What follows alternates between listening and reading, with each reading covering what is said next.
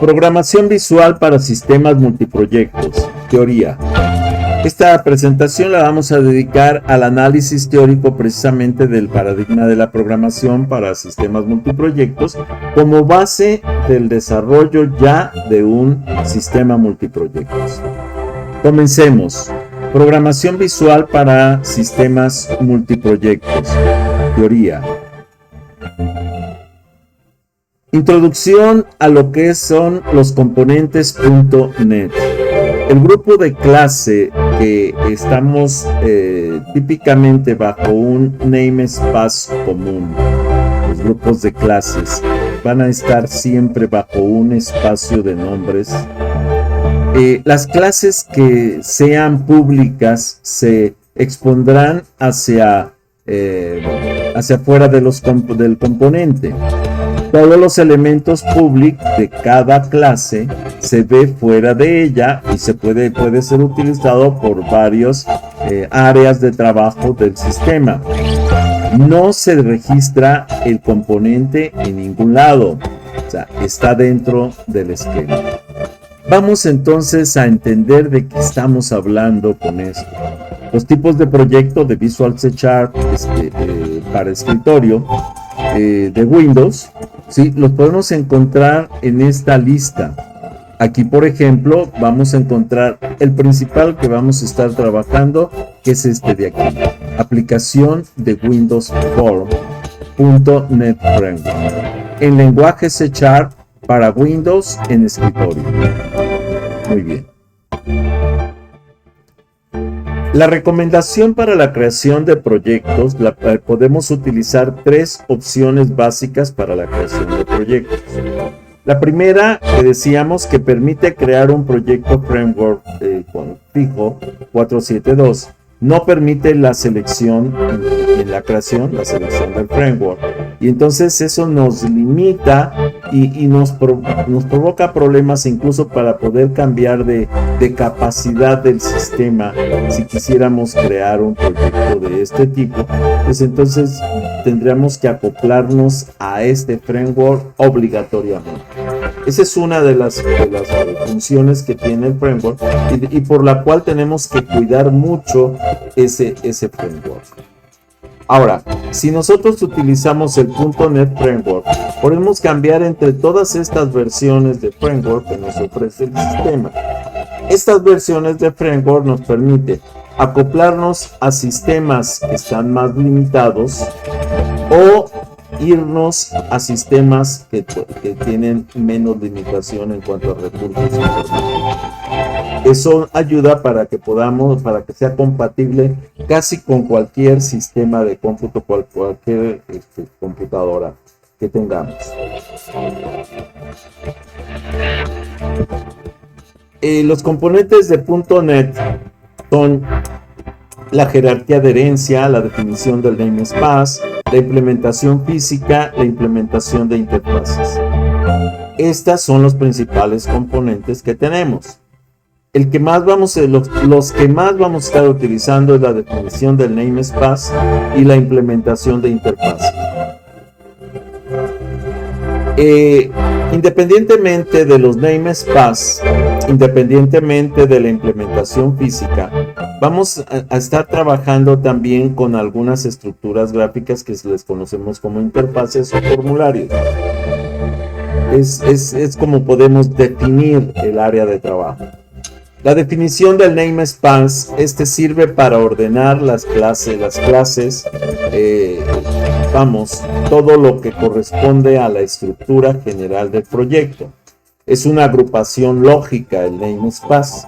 Ahorita lo vamos a analizar un poquito más a detalle cuando estemos ya creando el proyecto físicamente o más bien cuando estemos programando ya.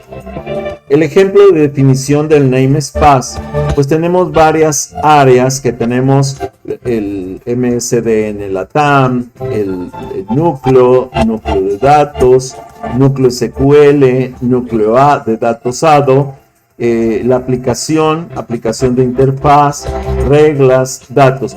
Todas estas son estructuras lógicas que se trabajan en segundo plano y que normalmente son cajas negras para el usuario. El usuario ni siquiera se da cuenta que existen, pero todo esto existe en segundo plano para que pueda funcionar las interfaces gráficas que nosotros trabajamos. Otra implementación física, ¿sí?, son los DLLs o librerías. Una DLL puede implementar uno o más namespace, o sea, no solamente puede trabajar en un espacio de nombres, sino en varios. Esto quiere decir que en un proyecto yo puedo tener varios espacios de nombres. Yo en lo personal no lo recomiendo, recomiendo mejor trabajar una selección de formularios para tener diferentes espacios de trabajo lógico. Varias DLLs pueden implementar un namespace, nada que ver con el COM, que era un única área de desarrollo, y entonces era muy complicado el código cuando se trabajaba con el COM. Las DLL no se bloquean, pueden tener varias versiones en una sola máquina. Por ejemplo, en un proyecto de formularios, como les estoy comentando, en cada formulario podemos tener una selección específica de DLLs, como lo vamos a ver más adelante, y que puede darnos diferentes formas de trabajo para cada uno de los formularios. Las unidades de instalación y versionamiento de los códigos que existen para la programación, la colección de archivos físicos, tiene un número de versiones con formatos XXYY, XXYY, y que corresponde a que tú puedes generar tantas versiones como sea necesario para diferentes tipos de implementación de la programación. Los servicios de componentes framework.net proveen transacciones del tipo DTC, TIP, XA, COMTI, y permite el autocompletado, permite la activación de lo que se conoce como el just-in-time o tiempo real, vamos a decir, el pooling de objetos, colas, eventos, seguridad basada en roles. Entonces todo esto nos da un pool de herramientas muy importante para el desarrollo de la programación. El paradigma de la programación visual. La programación visual es un enfoque que utiliza bloques gráficos para crear programas. En lugar de escribir código de manera explícitamente textual, los programadores arrastran y sueltan bloques que representan funciones e instrucciones. Pero ojo, no quiere decir que no exista el código que sustenta esas imágenes, sino que los códigos se están escribiendo normalmente automáticamente en segundo plano para el desarrollo lógico del proyecto. Estos bloques se enlazan con como piezas de rompecabezas, indicando el flujo y la estructura del programa. Algunas características clave de la programación visual son: los lenguajes de programación visual y orientados a eventos son interesantes. Tenemos la programación visual. Estos lenguajes utilizan una representación gráfica como bloques, diagramas o iconos para crear programas.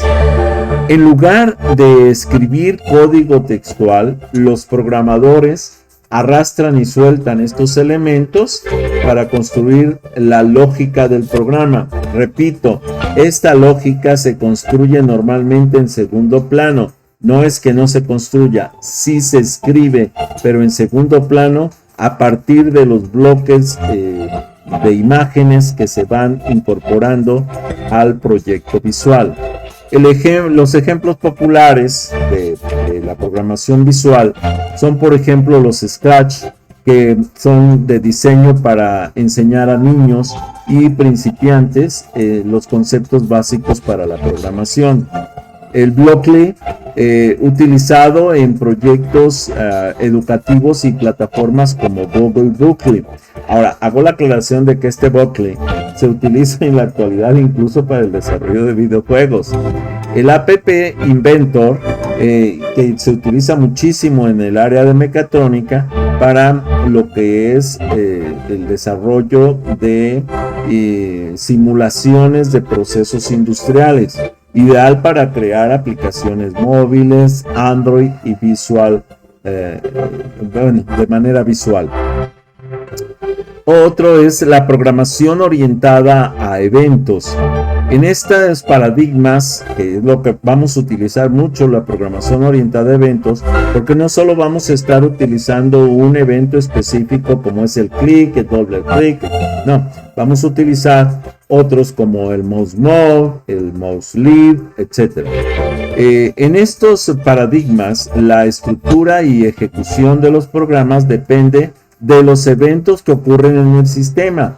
Estos eventos pueden ser definidos por el usuario o generados internamente. Los ejemplos de lenguaje orientados a eventos. El Aceva Studio, por ejemplo, utilizado para programar robots del tipo Timio. Microsoft Visual Programming Language, que proporciona una interfaz gráfica para crear programas. Sistemas híbridos combinan elementos visuales con código textual. En resumen, estos lenguajes ofrecen una forma intuitiva de programar y son ideales para principiantes y proyectos educativos. Pero no porque sean para principiantes o para proyectos educativos, no tienen un alcance importantísimo en el desarrollo de la programación actual y sobre todo programación de robótica en particular. Hasta aquí esta presentación.